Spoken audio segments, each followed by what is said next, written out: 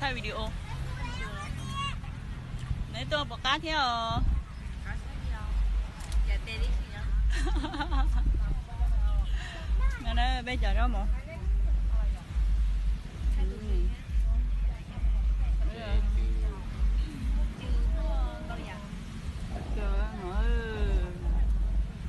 Rồi giặt phá hẹn ơi.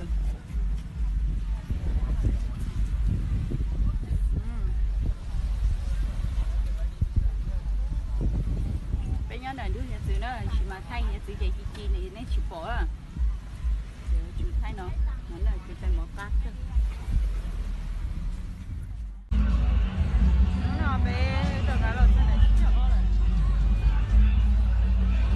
À, nó đồ nhà cũng không rồi. Chúng ta chúng ta mà. Đúng rồi. Ok, vậy bé chờ nó cứ này nó đấy, vậy cho nhà tay bé lại. Hai chút xe.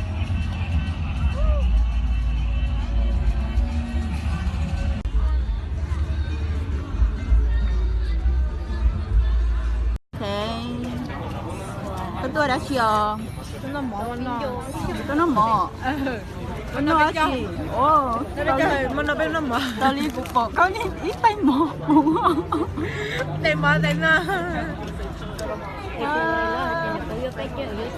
ở nhà lũ số xe nó nên gì gì số xe nên gì gì có tao rồi Đây gì gì có to à.